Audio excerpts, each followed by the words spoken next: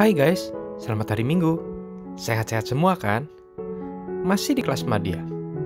Sekolah Minggu hari ini kita mau belajar dari Lukas 10 ayat 1 sampai 12 dengan judul Bersaksi Gereja Bermisi. Tapi sebelumnya mari kita berdoa dulu. Bapa yang baik, terima kasih atas anugerah dan berkat yang telah Kau beri untuk kami semua. Bapa, sebentar kami mau sekolah minggu, tolong pimpin dan sertai kami, agar kami semua boleh mengerti tentang cerita Alkitab hari ini, dan kiranya boleh menjadi berkat rohani bagi kami semua. Terima kasih Bapa, haleluya, amin. Pelajaran hari ini, saya buka dengan sebuah ilustrasi. Ada seorang yang bernama Pak Bowo. Dia baru saja membuka lapak dan menjual bakso di sebuah gang kecil. Setelah beberapa saat, Adi, seorang anak, datang dan membeli bakso. Ternyata, menurut Adi, bakso Pak Bowo enak sekali. Lalu, dia menceritakan kepada teman-temannya tentang bakso Pak Bowo itu. Bahkan, dia mentraktir beberapa temannya. Sampai-sampai beberapa teman Adi yang lain juga ikut mengajak teman-teman yang lain untuk makan bakso Pak Bowo. Nah, dari ilustrasi tadi, kita sebagai orang percaya, kita sudah mendapatkan keselamatan dari Tuhan Yesus. Sebagai orang yang sudah diberi keselamatan dan merasakan berkat yang terbesar, kita harus menceritakan keselamatan itu kepada orang lain, supaya mereka juga percaya kepada Yesus Kristus dan mendapatkan keselamatan. Dalam pelajaran kita hari ini, dari Lukas 10 ayat 1, dikatakan bahwa Yesus mengutus 70 muridnya untuk mendahulunya ke kota-kota dan tempat yang hendak dikunjunginya. Di ayat-ayat berikutnya, Yesus memberitahu bagaimana caranya memberitakan kedatangannya. 1. Berdoa. Berdoa adalah cara kita berbicara kepada Tuhan, termasuk ketika kita sedang dalam pergumulan atau membutuhkan pertolongan.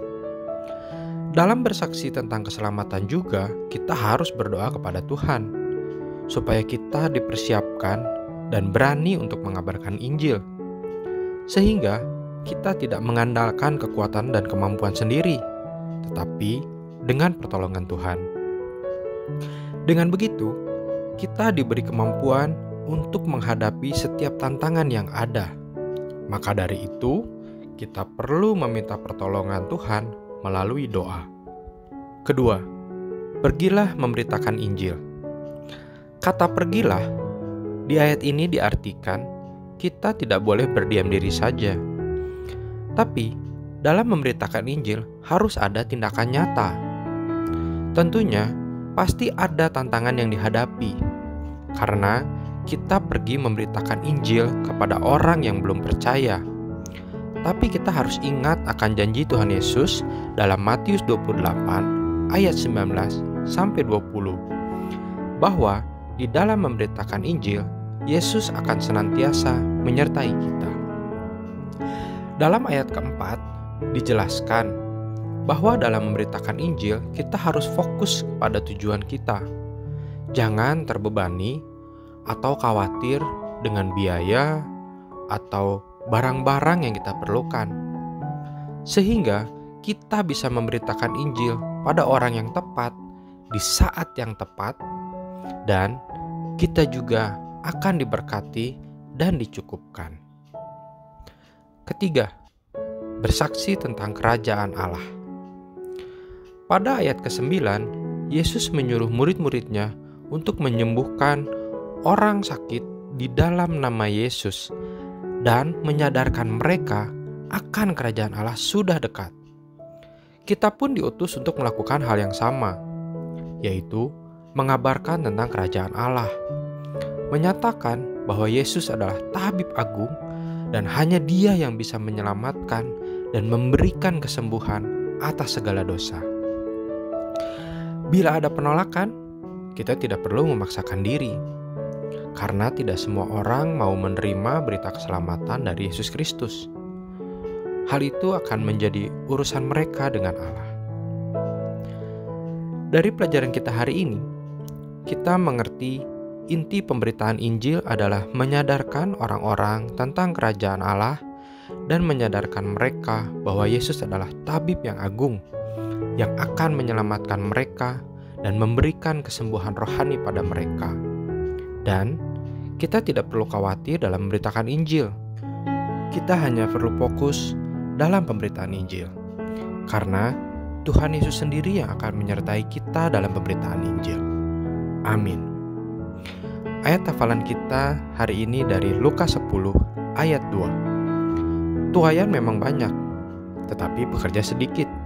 Karena itu, mintalah kepada Tuhan yang mempunyai tuaian, supaya Ia mengirimkan pekerja-pekerja untuk tuaian itu. Kita ulangi lagi ya.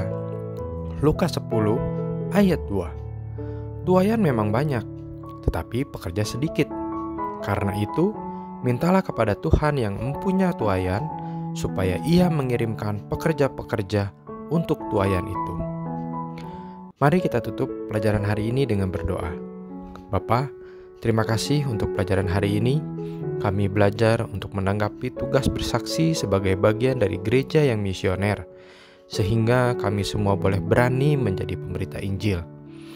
Bapa, hamba juga berterima kasih atas kesetiaan murid-murid dalam mengikuti sekolah minggu ini.